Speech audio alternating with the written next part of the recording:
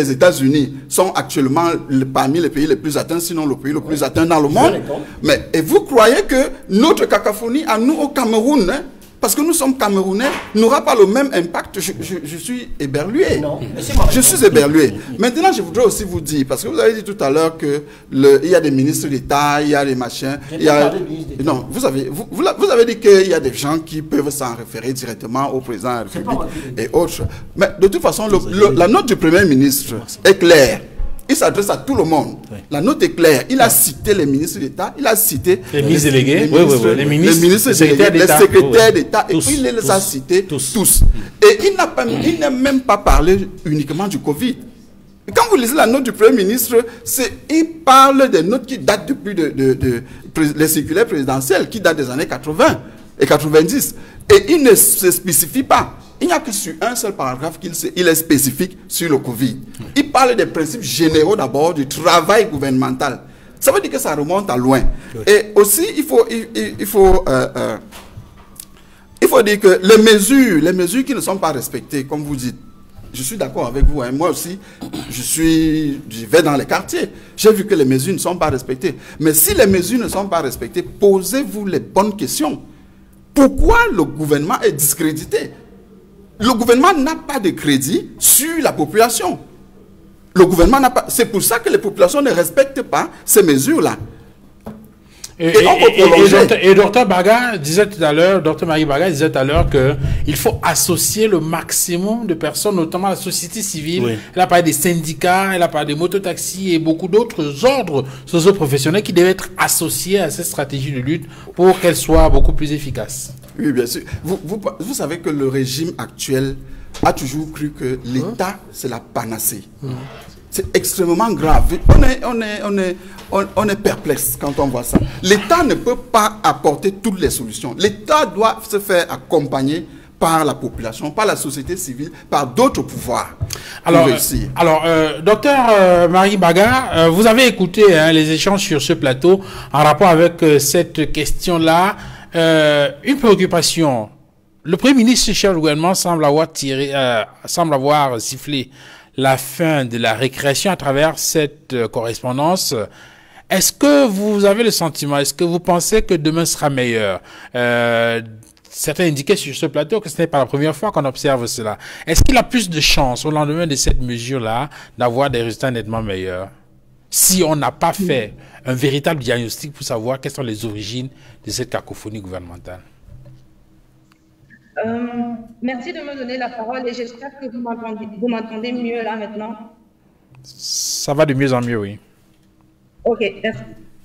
Mais écoutez, vous venez de le dire, le diagnostic de ce qui n'a pas marqué pour qui est cacophonie. Si on ne l'a pas fait, il faudrait déjà que, y compris nous ici sur ce plateau, et les Camerounais, surtout les ministres eux-mêmes comprennent que la gestion de cette pandémie au Cameroun n'a rien à voir avec la structure normale de l'administration camerounaise, y compris ministérielle. C'est pour ça que nous avons proposé, pour clore tous ces débats, parce que j'ai l'impression que même au très haut niveau du Cameroun, on aime la cacophonie, on aime la confusion, on aime quand c'est pas clair. Surtout, on ne peut pas être comptable de cela. Il ne s'agit pas ici de qui est le patron de qui dans la gestion des affaires courantes. Il y a une riposte. Maître Peltier parlait tout à l'heure des États-Unis et de la cacophonie qui pourrait y avoir. Je veux vous dire déjà qu'aux États-Unis, il y a un task force qui est là pour gérer, constitué de plusieurs professionnels, pour conseiller le président et son exécutif sur toutes les décisions à prendre par rapport au COVID-19. Au Cameroun, il faut bien, je vous le dis encore, il ne s'agit pas de la gestion des affaires courantes. Il s'agit de la gestion d'une crise. Et à cet effet, nous insisterons toujours qu'il faut créer une task force, une équipe avec un responsable et des objectifs à atteindre. Donc, M. Duval, tant que cela n'est pas clair, les gens vont comprendre des choses, c'est-à-dire, on est en train de gérer une affaire courante, donc mon supérieur et hiérarchique, c'est le Premier ministre. Je rends compte au Premier ministre. Mais il ne s'agit nullement pas de ça ici. Donc, en ce qui nous concerne, si cette task force avec des responsabilités précises ne sont pas claires, les cacophonies ne seront pas finies parce que c'est pas aujourd'hui que nos ministres font de la cacophonie. On dirait que chaque ministère est une entité à part au Cameroun et qui n'ont rien à voir en relation des uns et des autres. Ça a toujours été comme ça, mais cette fois-ci, il faut qu'on l'arrête et chacun prenne ses responsabilités. Je voudrais revenir sur 2 ou 3 trucs maintenant que j'ai un peu la parole pour parler d'une différenciation qui me tient à cœur. La cacophonie scientifique dont on a parlé. En fait, il faut recentrer le débat et vraiment faire un report des faits. Entre scientifiques, il n'y a pas de cacophonie. Les hypothèses attestées peuvent être différentes et chacun, par rapport à son expérience, à sa population, à ses caractéristiques épidémiologiques et démographiques, peut avoir des hypothèses différentes à tester. Mais cependant, tous les scientifiques s'accordent sur la méthodologie d'un travail scientifique. Aucun scientifique ne va remettre en cause une méthodologie bien conduite parce que nous avons un standard de méthodologie quand on conduit des études. Ce qui s'est passé en France avec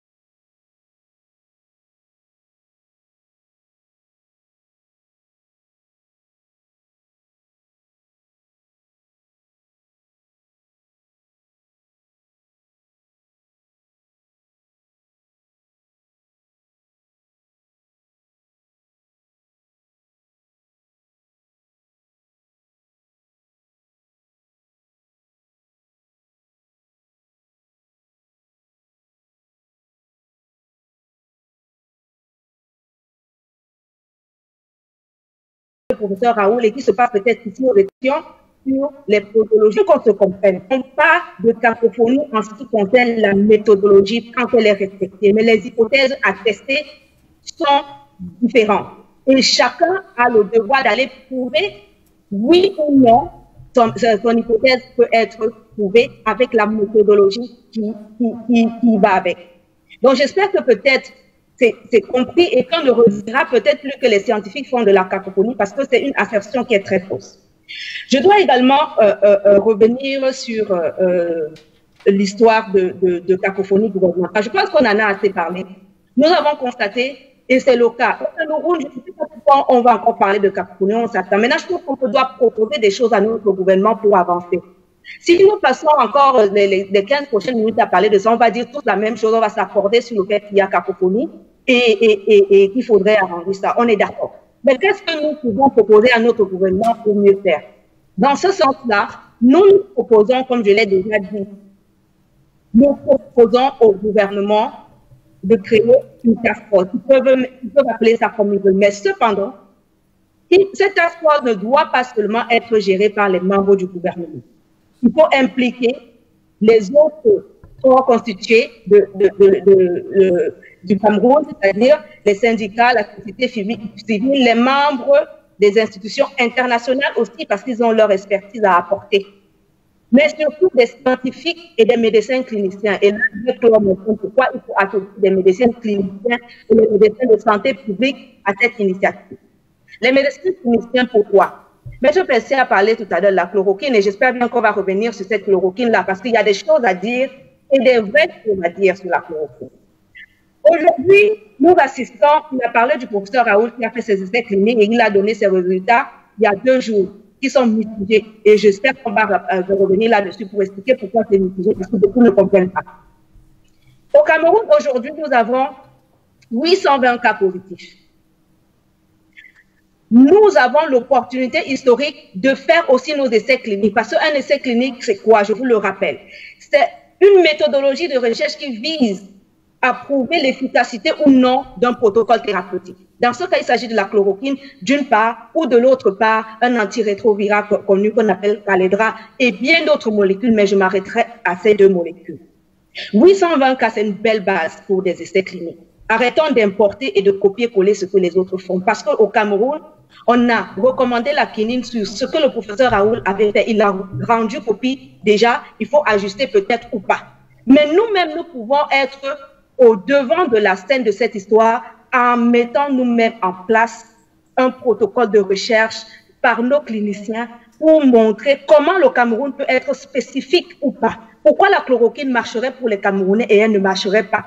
Et faire des recommandations qui pourraient être diffusée dans la sous-région et peut-être donner le là en termes de recherche là-dessus. Ça, c'était pour les médecins cliniciens qu'il faut absolument associer. Maintenant, les médecins de santé publique, comme mon collègue qui est sur le plateau du Oujira, les médecins de santé, leur travail, c'est de faire de la stratégie pour la santé des populations. Pourquoi c'est important? Il y a ce qu'on appelle la santé communautaire et aujourd'hui, on est au stade communautaire. Il va de une stratégie de communication, communautaire et une stratégie de communautaire. Et les médecins de santé sont les mieux placés. Ce n'est pas un ministre qui va leur dire, qui va leur donner les objectifs. C'est eux qui doivent conseiller le ministre sur ce qu'il faut faire au niveau communautaire pour avoir des résultats et un impact rapide. Donc, je me résume, Monsieur Duval. Parce qu'on a constaté les cacophonies, on en a parlé. Il est temps de proposer des solutions pour que notre gouvernement apprenne. Parce qu'il s'agit de ça. La critique, elle est bonne, mais à un moment donné, il faut aider. Et notre rôle aussi, c'est d'aider notre gouvernement. Et dans ce sens-là, il est impératif, et nous leur demandons dès demain de convoquer tous ces gens ces corps que j'ai cités, et peut-être d'autres, pour faire une équipe forte pour riposter au Covid-19. Il s'agit de notre proposition, M. Duval.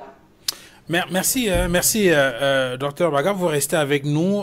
Je vais recueillir l'avis des panélistes sur 2 ou 3 sujets que vous avez évoqués. D'abord, pour Dr Gonon, sur cette affaire de chloroquine, on a entendu le ministre de la Recherche scientifique et de l'Innovation indiquer, et c'est la nouvelle expression qui le soulignait cette semaine, que le Minirisi a obtenu le quitus du ministre de la Santé publique pour la production de cette chloroquine. Sauf que, semble-t-il, il y a un problème qui se pose en ce moment, c'est la question des intrants qu'il faut utiliser dans la fabrication, dans la production de cette affaire-là. Quel est votre avis sur cette question?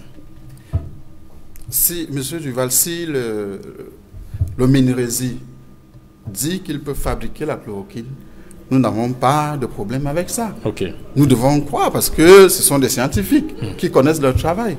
Ils peuvent le fabriquer. Mais cette mesure, puisque vous voulez qu'on en parle, est assez cocasse. C'est-à-dire que le logiciel sur lequel le gouvernement actuellement est en train de surfer est complètement dépassé. Et se base sur des références qui sont tellement dépassées, qui ne sont plus de notre temps. Lorsque vous voulez fabriquer de la chloroquine ou n'importe quoi dans un pays, il y a ce qu'on appelle les firmes. Il y a ce qu'on appelle les firmes en économie qui sont à même de fabriquer, de faire même un changement de direction par rapport aux produits qu'ils fabriquent pour commencer à fabriquer la chloroquine. Il y a des firmes au Cameroun qui fabriquent le paracétamol, beaucoup de médicaments assez simples, qui ont donc les structures pour les fabriquer. Vous croyez que le Minirisi, à travers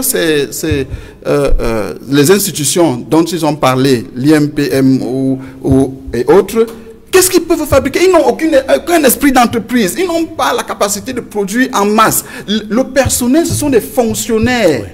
Ce ne sont pas des ouvriers. Il y a des firmes. C'est incroyable que dans un pays où il y a un tissu économique, on donne au ministère de l'enseignement de fabriquer ce qui fabrique dans un pays. Ce sont les entreprises, ce sont les firmes. J'ai même des problèmes à venir parler de ça ici. J'ai des problèmes à venir parler. Vous croyez, et c'est toujours cette notion de l'État-providence, de l'État capable de tout, qui gangrène la gestion au Cameroun. Donc, pour répondre donc à votre question, nous, on n'a pas de problème avec le fait que le Minirisi veuille dire qu'il fabrique des masques et autres, mais nous disons qu'il y a mieux. C'est un ancien logiciel dépassé très longtemps. Peut-être parce qu'on a un président qui a déjà fait 40 ans. Il est resté à son âge de départ.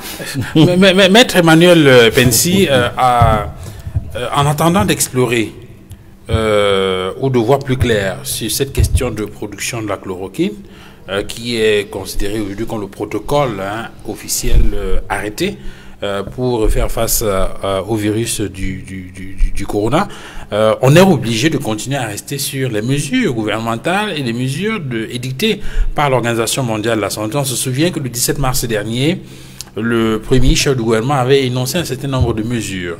Il y a eu une sorte d'évaluation qui a été faite et cette semaine encore, il est monté au créneau pour annoncer 7 nouvelles mesures. Comment est-ce qu'il faut comprendre cela? Faut-il voir que ces 7 nouvelles mesures sont la conséquence d'une évaluation réalisée par le gouvernement ou bien le gouvernement essaie de s'adapter en fonction de l'évolution de cette pandémie en observant les ravages et les poches, je dis le process que cette pandémie prend dans notre pays? Bon, je dois d'abord saluer ce qu'a dit le docteur Mbaka qui est aux États-Unis parce qu'il faut une task force. Et sur la task force, il ne faut pas simplement mettre le membre du gouvernement. C'est quelque chose, ça ne fonctionnera pas. Ouais. Il faut y associer des scientifiques, des personnalités de la société civile et autres pour que ça puisse, il y ait des sons de cloche qui soient différents. Il faut savoir que dans ces différentes matières en France, on prend les sociologues, les anthropologues, etc. C'est quelque chose qui est très différent. Il ne faut pas que ce soit simplement réducteur aux membres du gouvernement. Ça va échouer. La deuxième chose dont on a parlé, je vais laisser cette histoire de politique de la camptosphère du docteur avec le président Biya qui cherche. Vous le cherchez pourquoi? Vous dites qu'il n'est pas élu et vous le cherchez. Bon, il faut le laisser là où il est. Ce que je voudrais vous dire, c'est tout simplement, parlons maintenant, je m'excuse, hein, docteur, d'avoir parlé de ce qu'on appelle la cacophonie. En fin de compte, la cacophonie, c'est quoi? C'est des sons de cloche qui sont différents. Ça veut dire que les gens ne sont pas d'accord au niveau scientifique. Est-ce qu'il faut utiliser ceci? Est-ce qu'il faut utiliser cela? Au niveau du public et du peuple. Moi, je ne suis pas en train de parler de la définition stricto sensu. Ça veut dire que il ne faut pas utiliser ceci, ça c'est pas bon. Pour nous, qui sommes vos patients, c'est pour nous une cacophonie, et je m'excuse. Mais je vous abandonne ce terme parce que les scientifiques n'aiment pas qu'on les critique. Cependant, s'agissant du ministère de la Recherche, le ministère de la Recherche scientifique n'a pas compétence pour fabriquer les médicaments. Ça, je suis d'accord avec vous, docteur. Il faut que ce soit des firmes. Et d'ailleurs, vous le savez, là, nous rentrons dans ce qu'on appelle les problèmes de brevet du médicament. Sur les brevets du médicament, la chloroquine est rentrée dans le domaine public. Donc, à partir du moment où parce que moi, j'ai fait une thèse de 3e cycle en matière de droit de la propriété industrielle.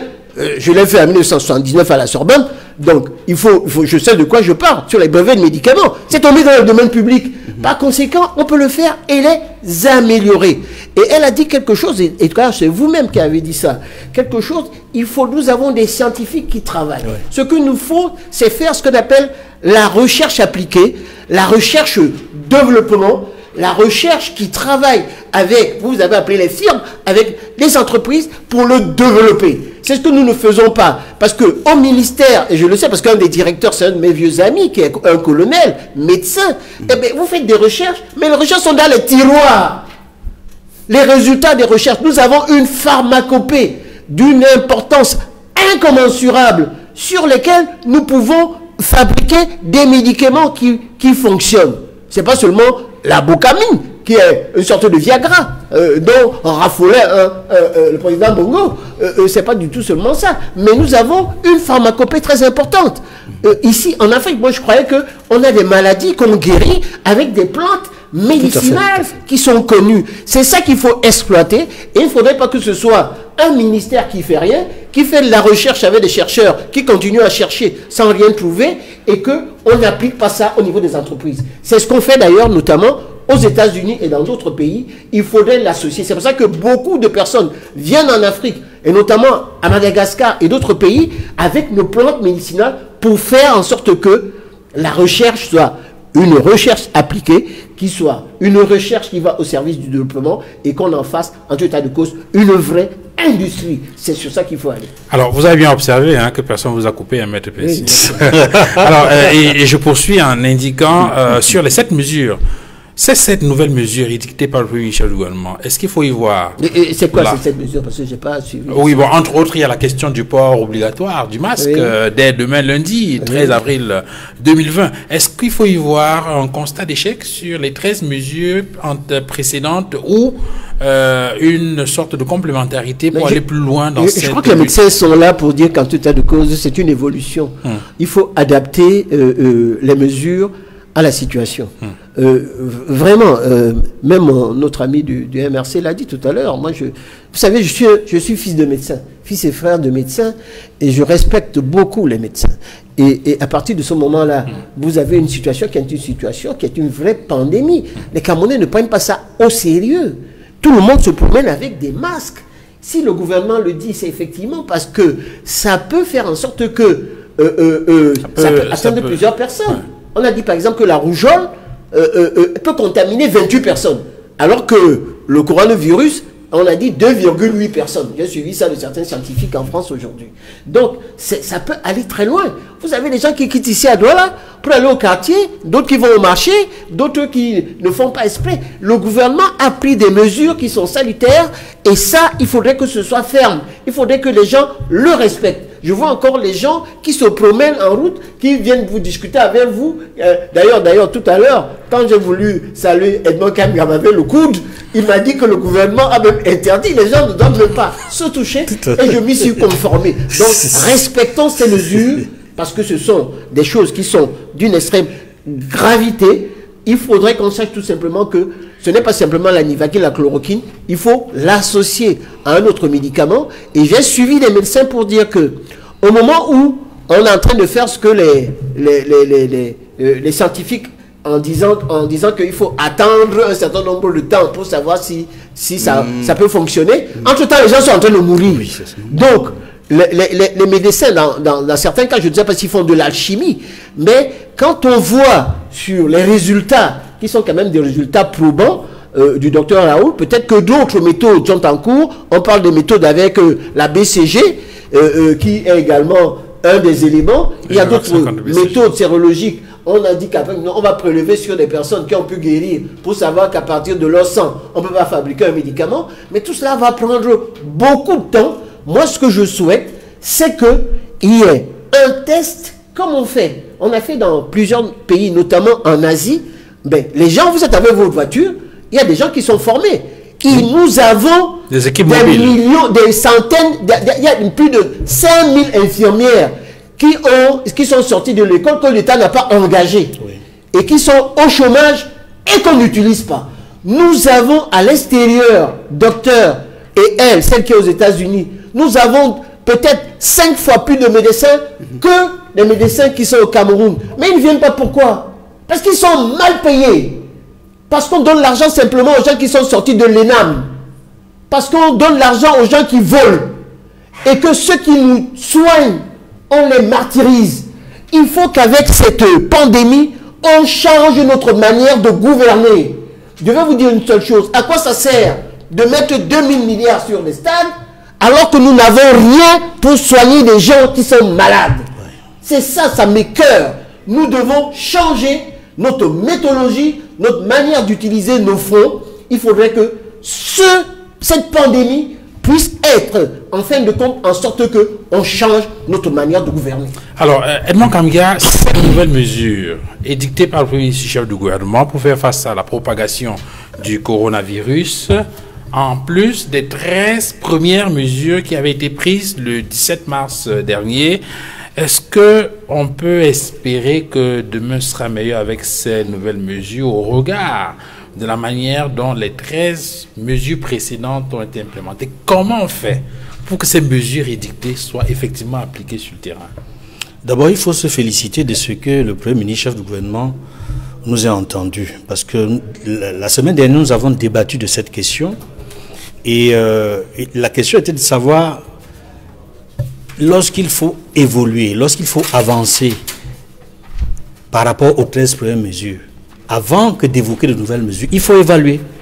Et nous parlons de la nécessité d'une véritable évaluation et d'une nécessité de réajuster par rapport à la réaction des populations par rapport aux 13 premières mesures. Nous avons le sentiment que le Premier ministre, avec son équipe, ont dû tenir compte de la manière dont les Camerounais se comportent dans les rues, chez eux, par rapport au coronavirus, avant de prendre les 7 nouvelles mesures. Et ces 7 nouvelles mesures nous montrent également que le Premier ministre, chef du gouvernement et son équipe ont dû procéder à un certain réajustement.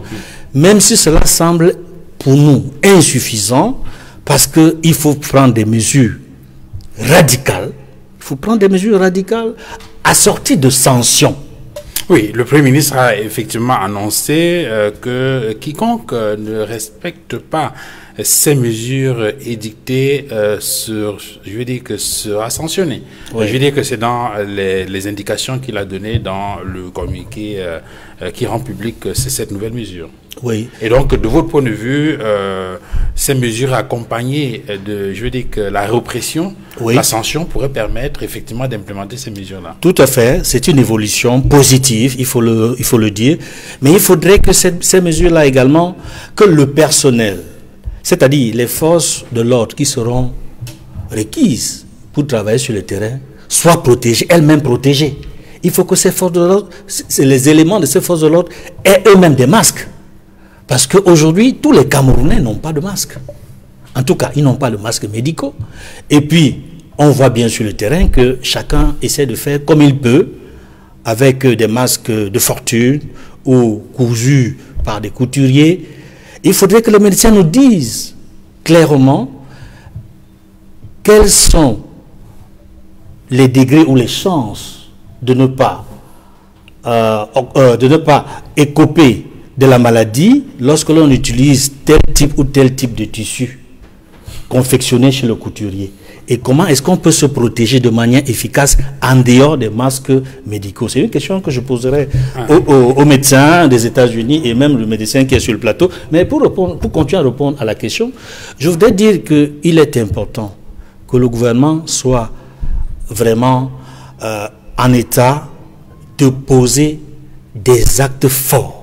J'estime que on a évolué avec beaucoup de balbutiements. C'est maintenant seulement que j'ai le sentiment que le gouvernement se réveille.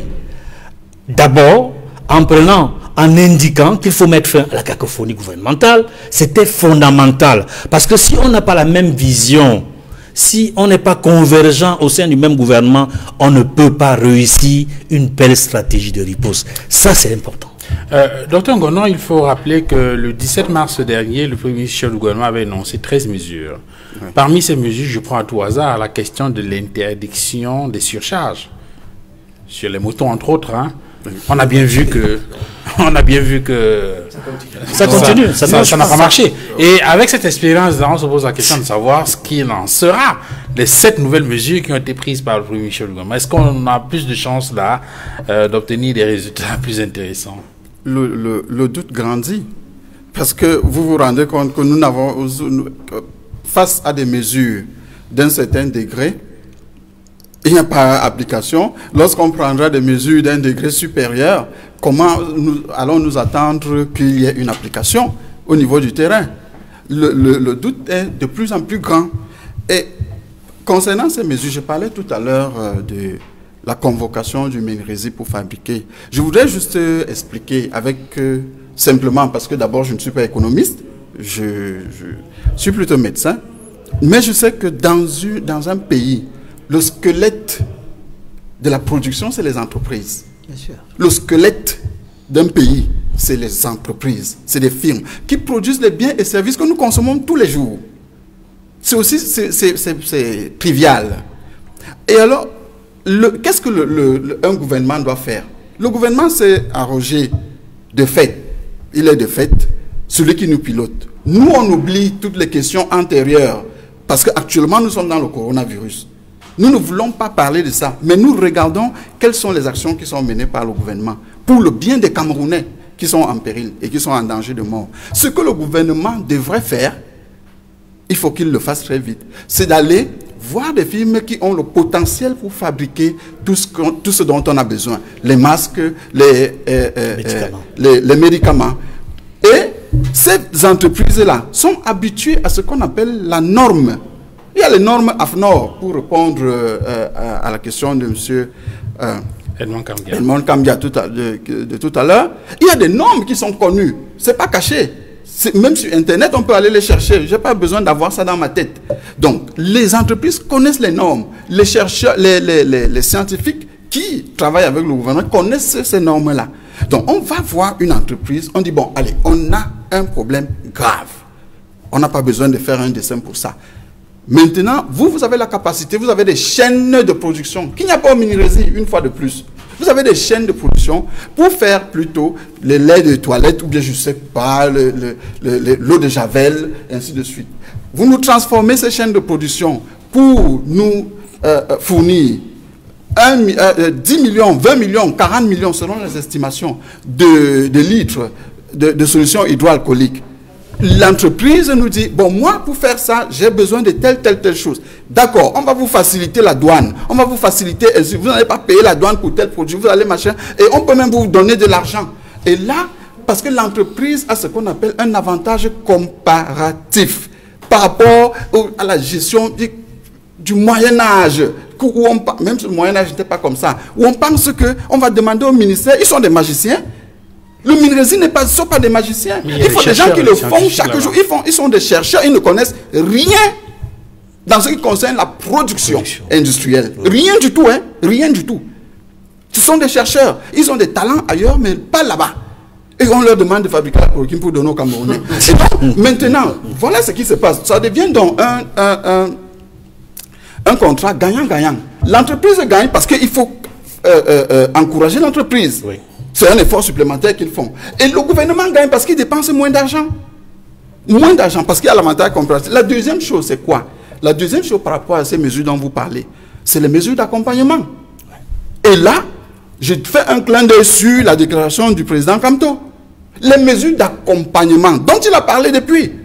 Dans tous les pays, il y a des mesures d'accompagnement. Au Cameroun, vous voulez que les gens appliquent ce que vous demandez sans mesures d'accompagnement des individus et des ménages, sans mesures d'accompagnement des établissements, des firmes, encore une fois, des entreprises qui nous produisent des biens et services pour que le pays continue à tourner.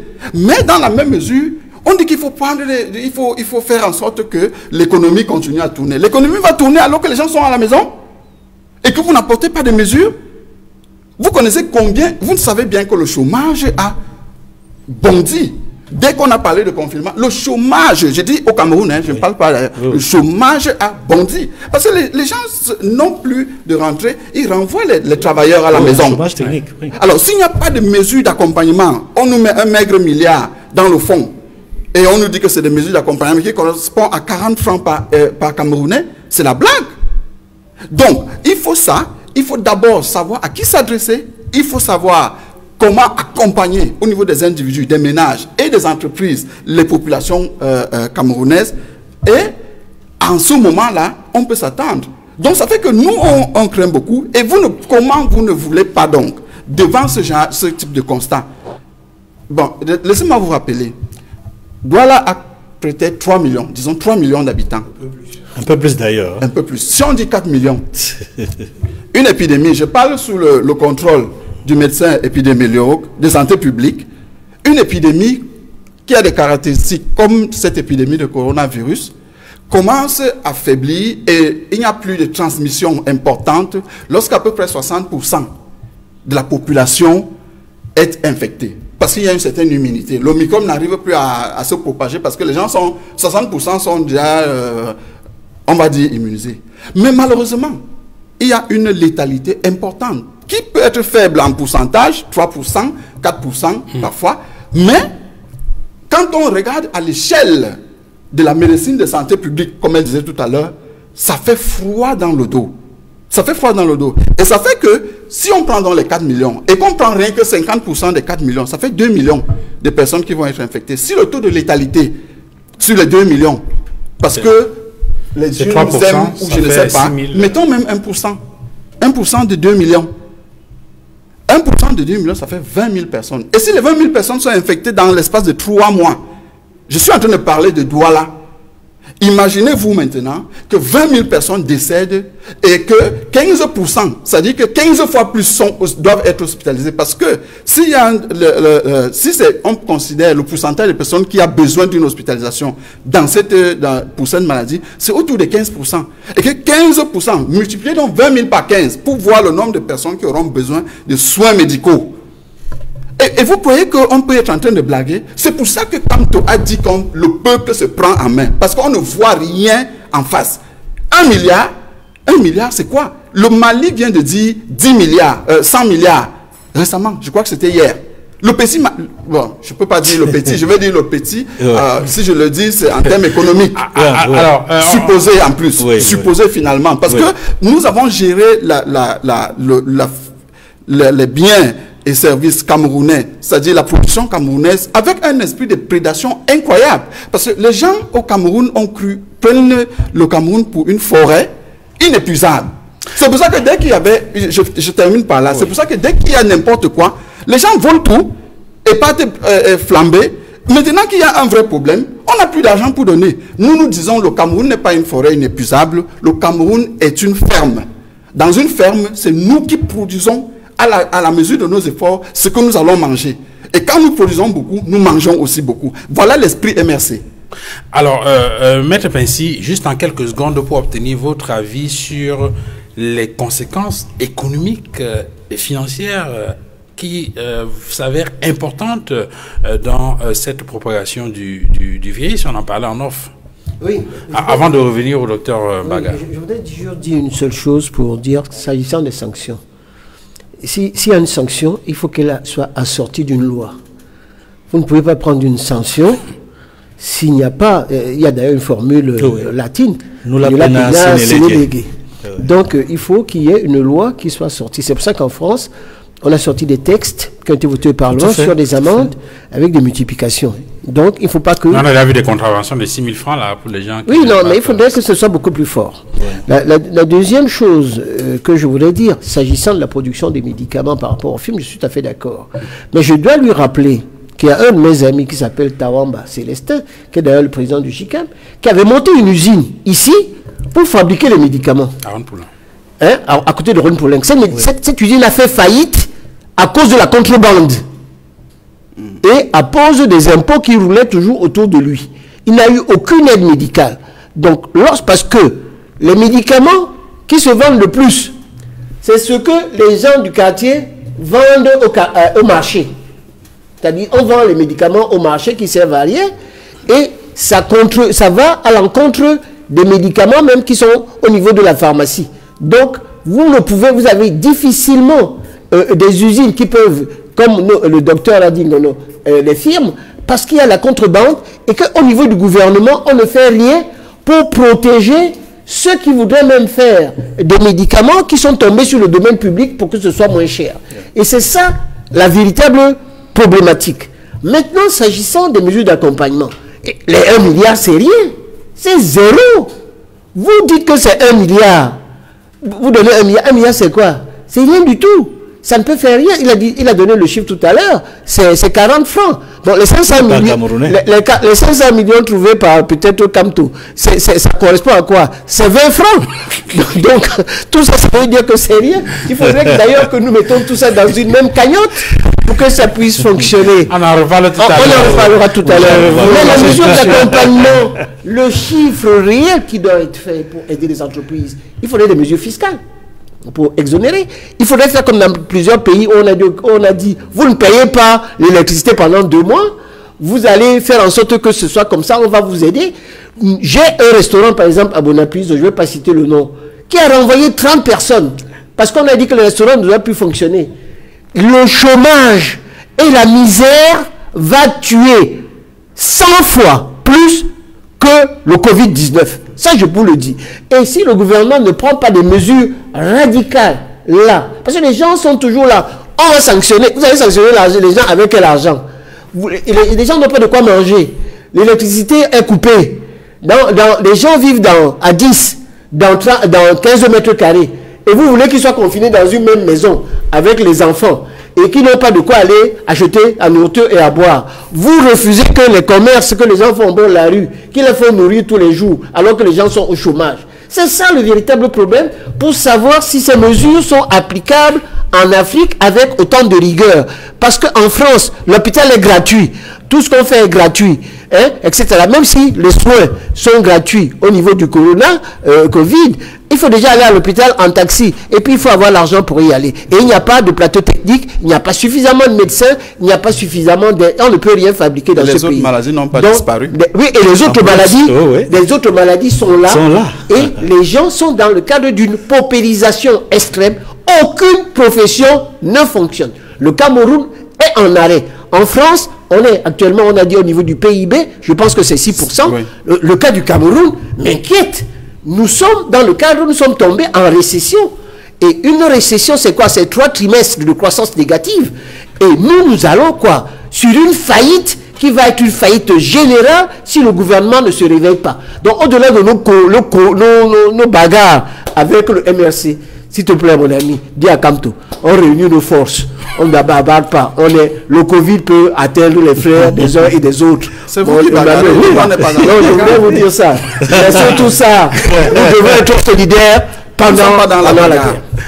Alors, on va essayer de retrouver le docteur Baga aux États-Unis pour avoir son point de vue sur les questions qui ont été évoquées sur ce plateau. Docteur Baga, sur la question de l'implémentation des mesures, des 7 nouvelles mesures édictées par le Premier ministre chef du gouvernement, vous avez écouté sur ce plateau, certains ont évoqué la question des mesures d'accompagnement, hein, c'est ce que développe tout à l'heure Maître Emmanuel Pensy, mais il y a également la question de l'indiscipline. On l'a d'ailleurs appris au cours de la dernière réunion interministérielle avec le Premier ministre chef du gouvernement, qui indiquait qu'il fallait qu'on monte d'un cran. Je me souviens encore de cette sortie du préfet du Fundi, qui disait que on a interdit de boire après 18 heures dans les bars, et les Camerounais après 18 heures se retrouvent dans les domiciles privés pour continuer à boire, et il a décidé que même dans les domiciles privés, personne ne...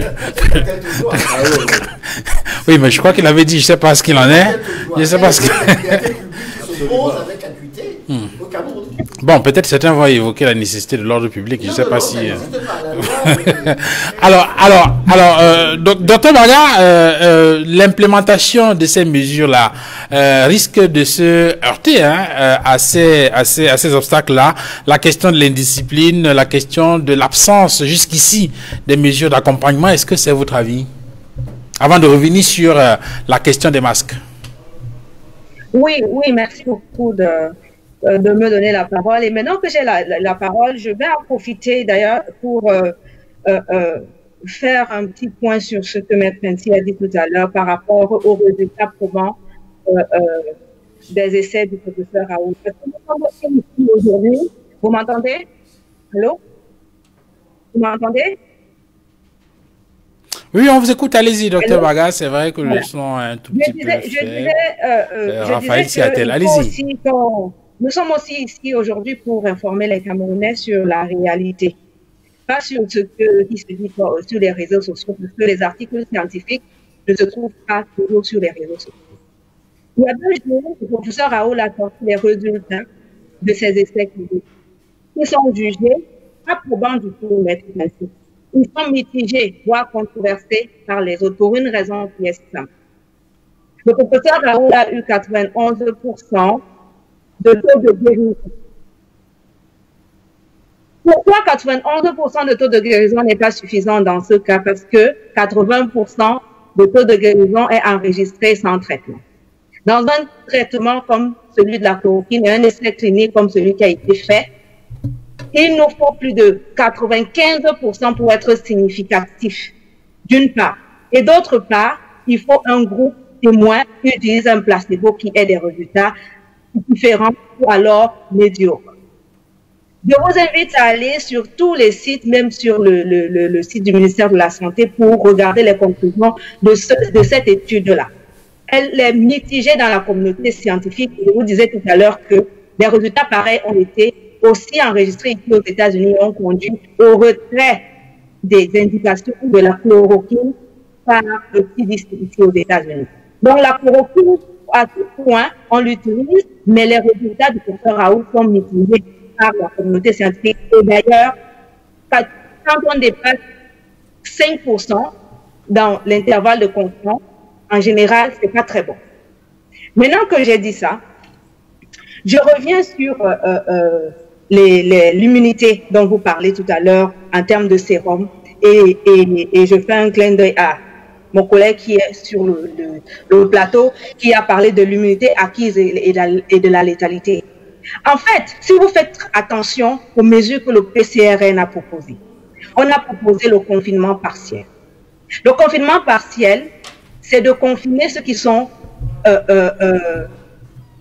qui sont probablement ou potentiellement à risque. Quand je dis probablement et potentiellement, c'est deux choses différentes.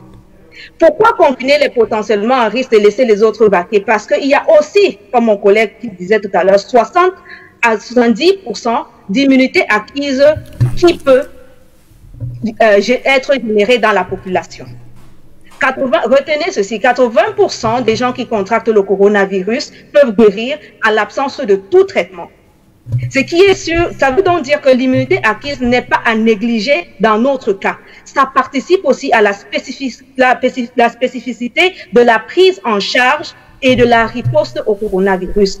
Il ne s'agit pas de copier et coller ce que les autres font. D'ailleurs, les autres, aujourd'hui, dans un confinement général, sont en train de se raviser parce qu'il y a nécessité d'avoir cette immunité acquise de la population.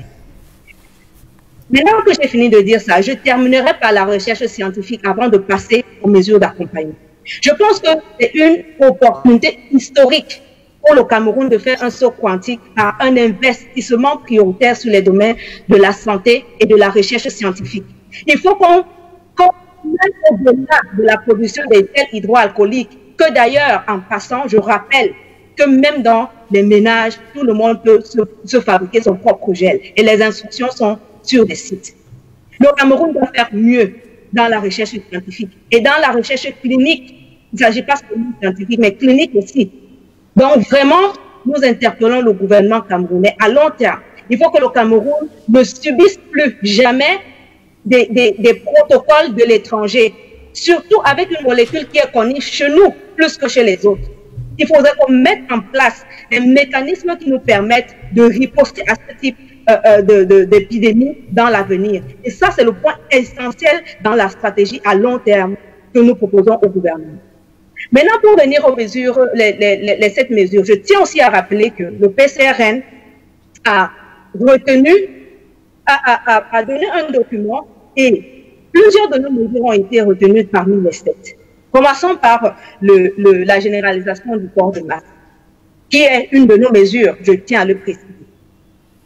C'est une très bonne chose, parce que comme je le disais tout à l'heure, la transmission intercommunautaire, nous sommes déjà au stade 2, donc il faut absolument que, à ce stade 2, je tiens à rappeler que 30% des asymptomatiques, 30% des infectés sont asymptomatiques, je le reprends.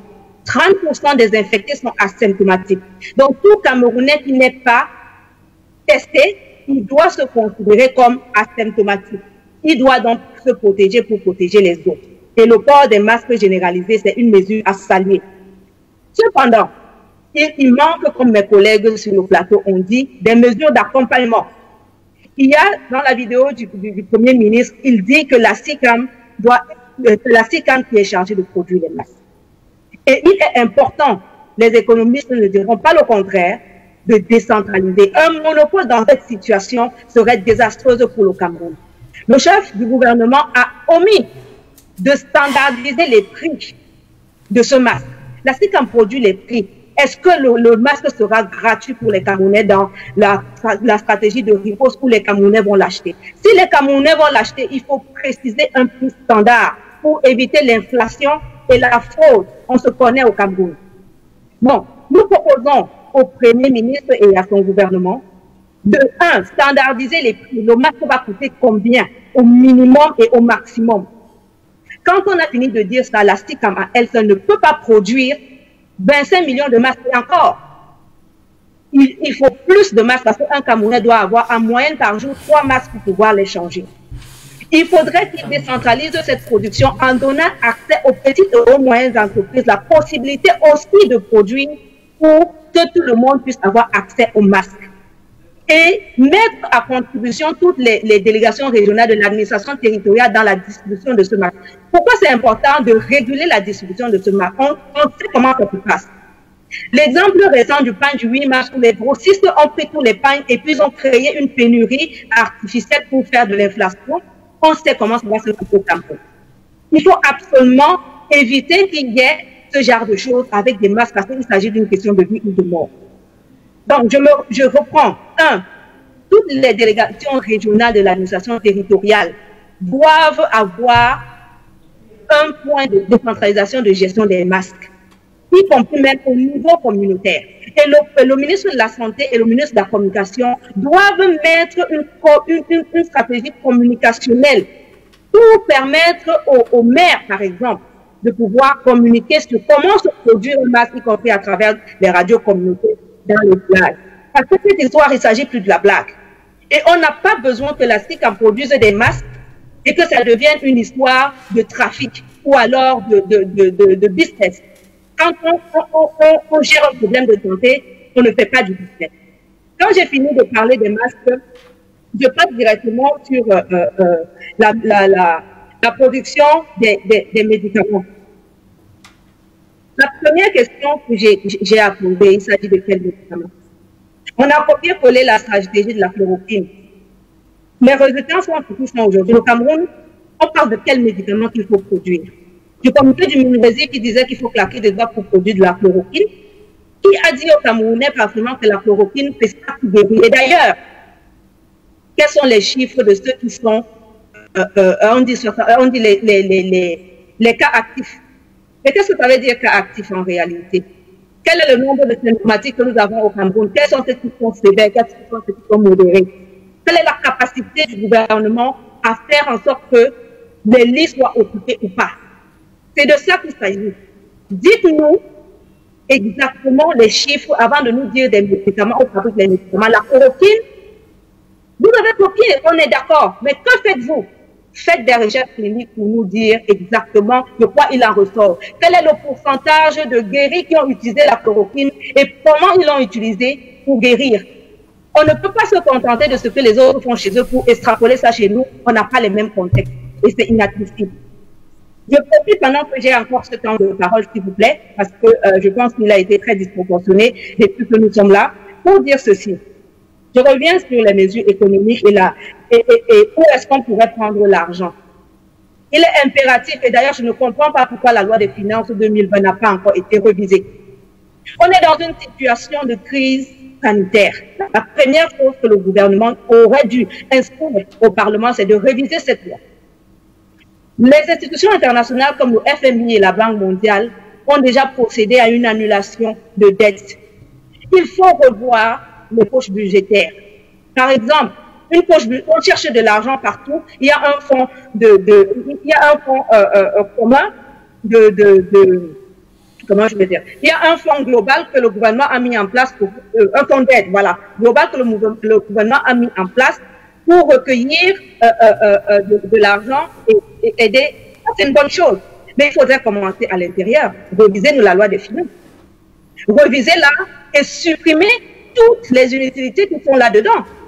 Par exemple, le 20 mai et la réception qu'on fait souvent au Palais de l'Unité. En temps de crise, on a besoin de cette réception. Il faut actuellement la supprimer et prendre cet argent, reverser dans ce fonds d'aide pour essayer d'aider les Camerounais à faire face à cette crise. Les ministres, par exemple, et tous les directeurs généraux pourraient envisager d'offrir 3 mois de salaire pour mettre dans ce fonds-là pour aider les Camerounais. Les Camerounais sont en train de faire comme si nous cherchions de l'argent. Mais nous cherchons de l'argent au mauvais endroit. Il y a des poches budgétaires et il faut reprendre la loi des finances, la réexaminer, supprimer les inutilités parce qu'en situation de crise, il faut que tout le monde se serre la ceinture. Et la ceinture ne peut pas seulement être serrée au niveau des populations. Les populations ont besoin d'être rassurées. La ceinture a besoin d'abord de commencer à être en haut. Car les ministres, les directeurs généraux, tout le monde doit mettre son salaire, son énergie à contribution pour gérer cette crise. Donc, monsieur le chef du gouvernement, ne cherchons pas loin. Mon collègue a dit tout à l'heure que le Mali a fait des mesures d'accompagnement chiffrées. Il n'y a pas que le Mali. La Côte d'Ivoire en a fait. Le Gabon, tous les pays ont déjà dit à hauteur de combien, à least au niveau de pourcentage de comment ils vont riposter avec les mesures d'accompagnement. Il manque le Cameroun. On a l'impression que c'est parce que le fonds, il n'y a pas d'argent.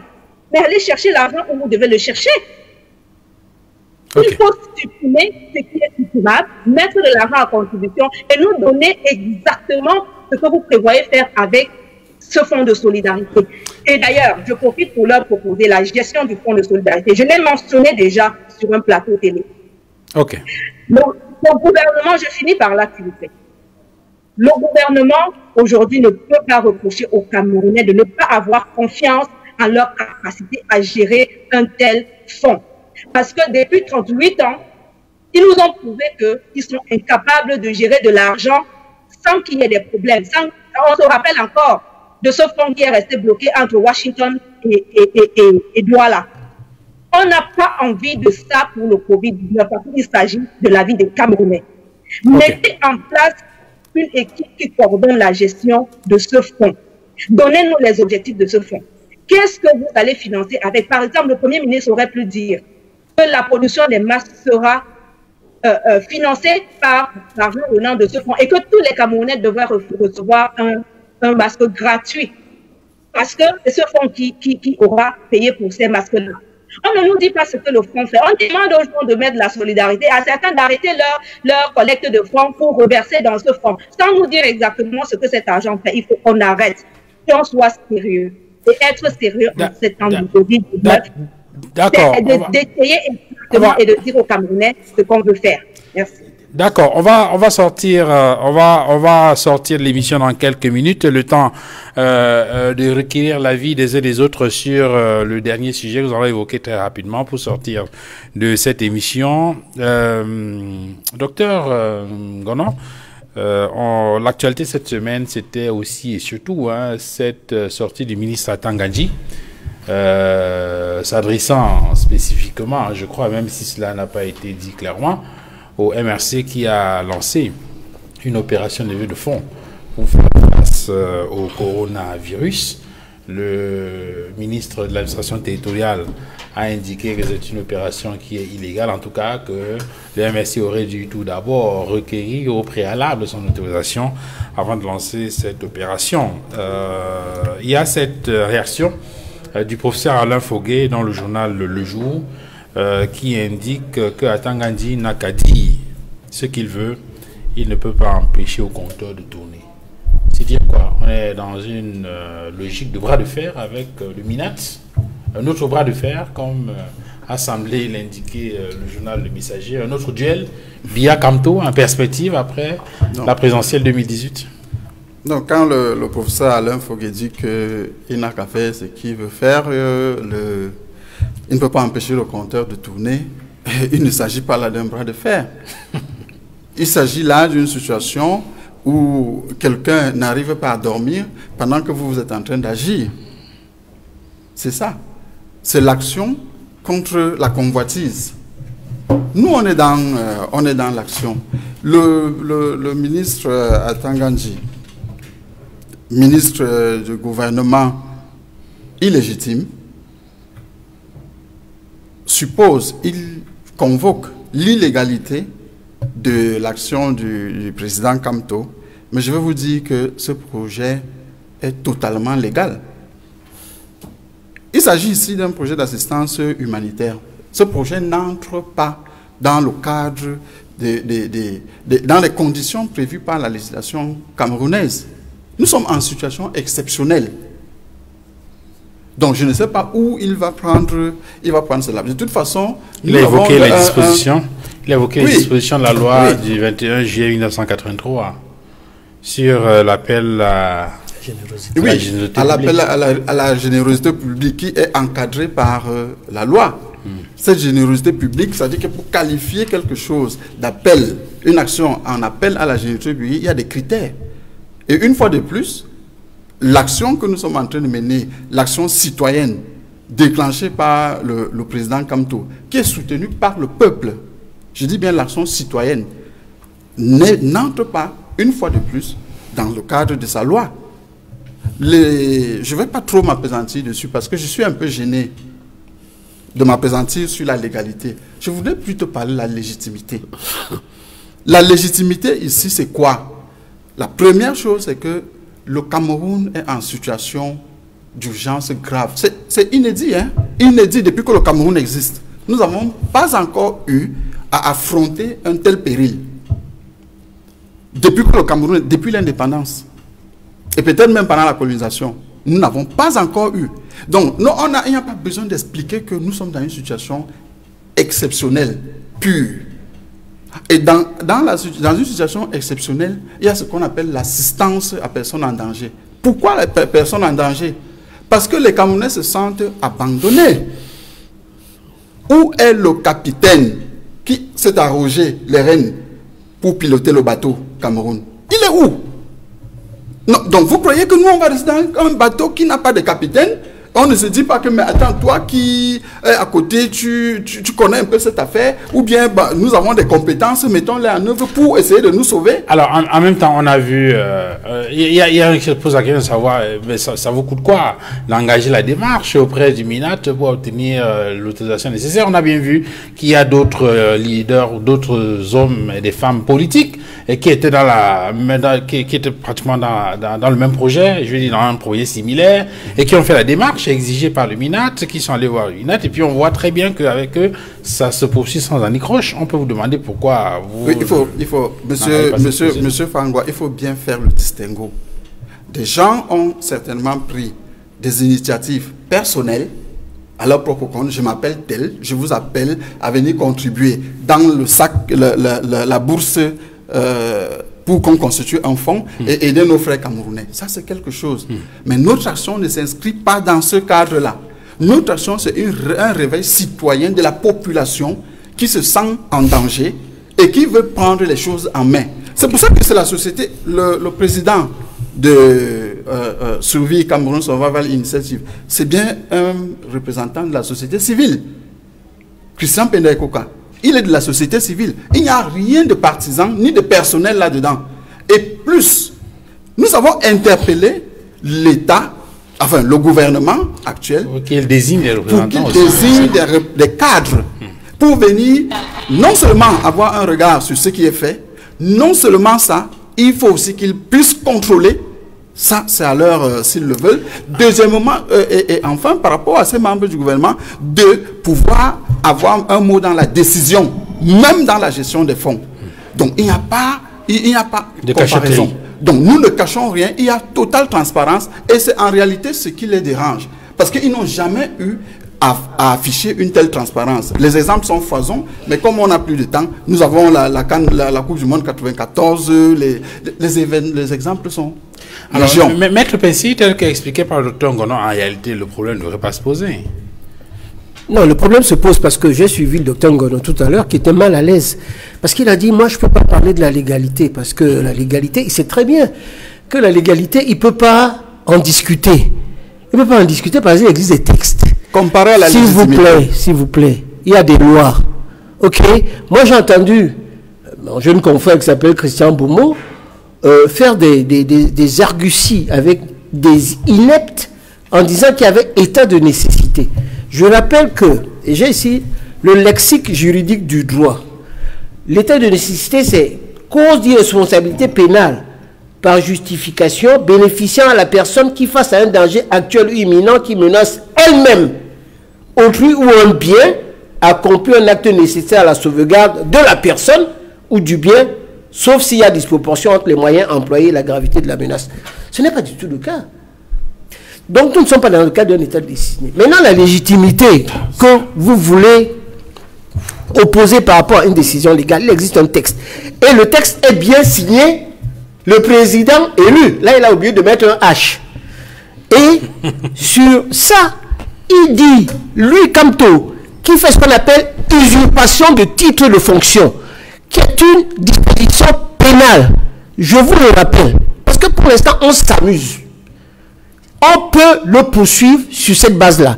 Vous pouvez, parce qu'on en a discuté, c'est un appel public à l'épargne des Camerounais pour faire un don. À qui? À un parti politique. Parce que c'est lui, c'est Kamto. C'est Kamto qui, en tant que président élu avec H, demande aux Camerounais de cotiser. Et ces sons-là, il va en faire quoi? Ceux qui, ce n'est pas moi, disent que c'est peut-être pour acheter des armes. C'est peut-être pour s'enrichir. C'est peut-être pour faire je ne sais pas quoi. C'est peut-être pour donner à son parti. Et à ce moment-là, le MINAT, qui est le patron des associations, mais c'est fait la fin du match. Moi, je ne suis pas comme lui en demandant aux banques de fermer les comptes, parce que c'est une relation personnelle entre les banques et son client. Moi, ce que je ferais, si j'étais, j'allais saisir le procureur de la République. Et le procureur de la République allait ouvrir une information judiciaire, il va faire une commission rogatoire et saisir les fonds. Et ces fonds-là, puisque c'est illégal, vous allez aller devant le tribunal. Parce que vous avez déjà entendu dire que vous irez devant le tribunal pour rechercher ces fonds. Puisque vous voulez que ces fonds aillent uniquement pour essayer d'aider les Camerounais, on va les mettre dans un fonds commun. Et je suis d'accord avec vous. Si vous savez gérer les fonds. S'il vous plaît. Je n'ai pas terminé. On va faire de trop mauvais antécédents pour gérer les fonds. Je n'ai pas terminé. Je suis en train de dire que moi, je vais dans votre camp. Je suis d'accord. Mais dans tous les cas, ça finira dans le fonds de solidarité nationale. De solidarité nationale qui sera géré par des personnes au-dessus de tout soupçon. Il faut y avoir une transparence. Ouais. Ça ne doit pas être géré. Ouais. Ça ne doit pas être géré par les ministres. C'est ce que vous croyez ou c'est ce qui est fait? C'est ce que je vous dis, ce que moi je préconise. Mais c'est ce qu'ils souhaitent. C'est ce que je souhaite. Nous on parle du Cameroun actuel. À ce niveau-là, ça veut dire que vous êtes d'accord, qu'il y a pour au niveau de la gestion des fonds. Au niveau de la gestion, ça c'est ce type de fonds. Il y a eu compte communiqué qui est parti avec l'argent de la Coupe du Monde. On ne sait pas où c'est parti, dans les valises, dans les gars qui ont disparu. Ça pose un problème au niveau des Camerounais. Et moi, je souhaite que ces fonds-là, les Camerounais soient généreux, mais que ce ne soit pas un parti politique qui viole la loi. Parce que là, sur ce point-là, c'est pas mon ami Pena Ekoka que je connais depuis les années 70. Il avait Kamto et par conséquent, il est disqualifié pour pouvoir gérer ce type de fonds. On va le faire avec des gens de bonne volonté et qui existent au Cameroun. Alors, Edmond Kamgia, juste en quelques secondes, est-ce que cette bataille-là, on devrait y être aujourd'hui, au moment où on a besoin d'une union sacrée pour faire face au Covid-19? Point du tout. Cette bataille est vaine, elle est inutile. Au moment où les Camerounais meurent tous les jours du Covid-19, on n'a pas besoin de querelles politico-politiciennes. On n'a pas besoin de juridisme sur des questions humanitaires. On a besoin de sauver des vies. Ce que je trouve scandaleux dans la sortie du ministre de l'administration territoriale, c'est lorsqu'il menace les banques. On leur dit qu'il va faire, on leur demande de faire clôturer les comptes qui auraient été ouverts par des leaders d'associations ou de partis politiques. Il n'a pas du tout autorité pour faire fermer des comptes, pas du tout. Il n'est même pas le ministre des tutelles des institutions financières, le MINAT. Il joue, en fait, là alors, il est hors sujet, il est hors jeu lorsqu'il menace les banques. C'est une affaire, comme l'a dit M. Pensi tout à l'heure, entre le client et sa banque. Il n'a rien à foutre avec la banque. Okay. Donc, ce que je dis, parce que la vie est un droit sacré, c'est un droit inaliénable. Nous devons tout faire pour que toute initiative publique et privée aille ensemble pour sauver les Camerounais. Absolument. Sortons du juridisme, sortons des batailles politiciennes. Ce qui compte, c'est de sauver les Camerounais. Après la sortie du MINAT, les contributions ont flambé dans le fonds suivi Cameroun Survival. Vous êtes à combien maintenant, Dr Ngonon? Nous sommes déjà à près de 600 000 euros. Peut-être que je suis même en dessous. En tout cas, on va s'arrêter là pour ce dimanche. Infiniment merci, Dr Modeste Ngonon, d'être venu sur ce plateau. Je rappelle que vous êtes médecin et vous êtes militant vous êtes membre du bureau du porte-parole de Maurice Kamto. Oui, militant du MRC. Voilà, c'est bien de le préciser. À toutes les structures du MRC. Voilà. Merci infiniment d'être venu. Je l'ai indiqué pour qu'on comprenne le sens et la portée de votre parole sur ce plateau. Merci également à vous, Maître Emmanuel Pensi, d'être venu sur le plateau de droit des réponses. Vous êtes avocat au barreau du Cameroun, j'ai bien précisé, depuis une quarantaine d'années. Et cadre du RDPC, le parti au pouvoir. Et avocat du barreau de Paris. Oui, ça aussi, j'ai oublié de le signaler. Edmond Kamgia, c'est très important. Ouais. Merci Edmond Kamgia d'être venu sur ce plateau. Toujours avec plaisir. Vous êtes journaliste éditorialiste à la Nouvelle Expression et consultant sur la réponse. Merci également au docteur Marie Baga qui était avec nous des États-Unis. Infiniment merci docteur d'avoir été avec nous.